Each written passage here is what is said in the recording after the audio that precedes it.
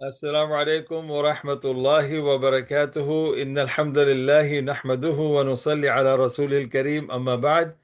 معزز ناظرین اور معزز سامعین، ماشاءاللہ آپ لوگ کو سب کو خوش آمدید میں کہہ رہا ہوں۔ اب رمضان گیا لیکن شوال باقی ہے۔ اب شوال کی یہ میری پہلی ویڈیو ہے، کیونکہ مشغولیت کی وجہ سے میں جو ہوں آگے نہیں جا سکا تھا، بہت ساری چیزوں کا موقع نہیں مل سکا کہ آگے جو ہے ویڈیو بنا سکوں۔ لیکن الحمدللہ ہم نے جو ہے رمضان کے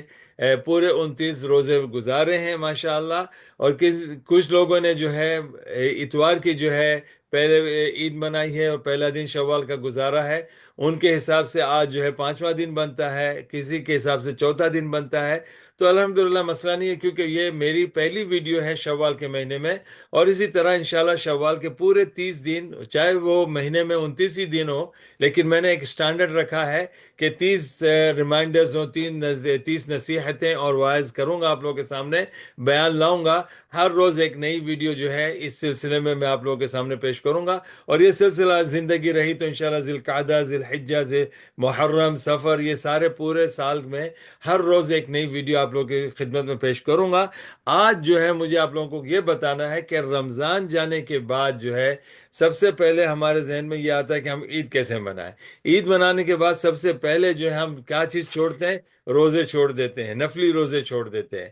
یا تو پھر جو ہے مسجدیں چھوڑ دیتے ہیں۔ تو اس سے پہلے جو ہے ابھی رمضان گیا ہے، لیکن سب سے پہلے سوال یہ پیدا ہوتا ہے، کیا اسلام چلا گیا؟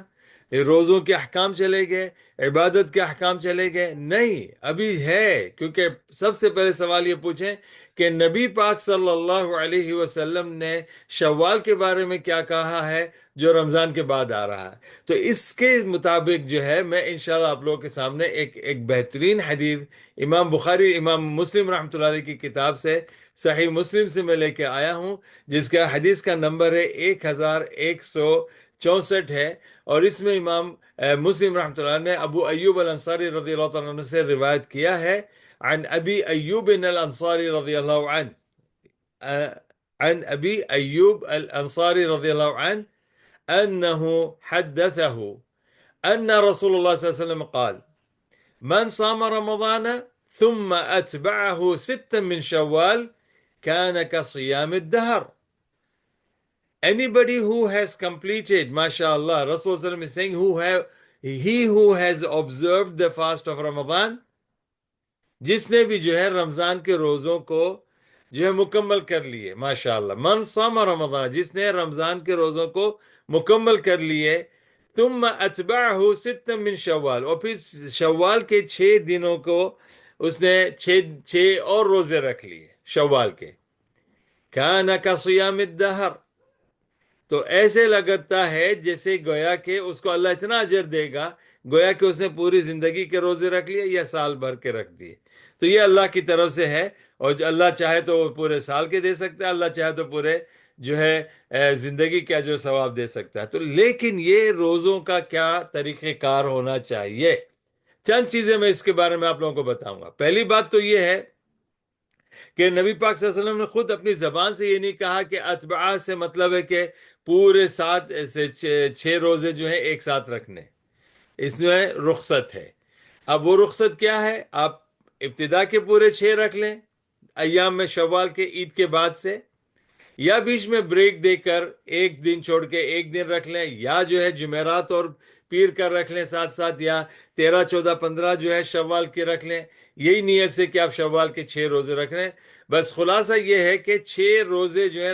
شوال کے ختم ہونے سے پہلے پہلے آپ نے مکمل کرنے ہیں، اور یہ فرض نہیں ہے،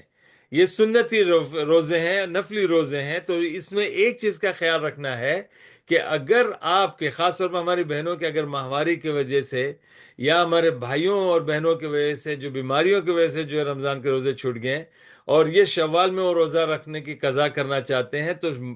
یہ نیت نہ کرنا کہ شوال کے 6 اور جو قضا ہے اس میں بھی یہ شامل کریں، نہیں، قضا کے روزے فرض ہیں تو ان کو الگ ہی رکھنا ہے، وہ اگلی رمضان تک کبھی بھی آپ رکھ سکتے ہیں، لیکن شوال کے 6 روزوں کے ساتھ یہ نیت نہ کرنا کہ میں میرے قضا بھی اس میں شامل کر رہا ہوں اور یہ شوال کے روزے بھی رکھ رہا ہوں، نہیں، یہ ہو نہیں سکتے، کیونکہ فرض اور نفل کی نیتوں میں اور عبادت میں فرق ہے۔ فرض ادا کرنا ضروری ہے، نفل کریں تو کریں اجر ہے، نہیں کریں گے تو گناہ نہیں ہے۔ تو یہ جو ہے امید ہے کہ انشاءاللہ آپ اس سے مستفید ہوں گے، اور انشاءاللہ آگے بھی اس پر عمل کریں گے۔ اللہ تعالی ہمارے روزوں کو قبول فرمائے، اللہ تعالی ہمارے تراویحوں کو قبول فرمائے، ہمارے عبادتوں کو قبول فرمائے، ہمارے صدقے خیرات کو قبول فرمائے، ہماری عید کی عبادتوں کو قبول فرمائے، اور جو ہے زکوٰۃ الفطر جو ہم نے دیا ہے وہ بھی قبول فرمائے۔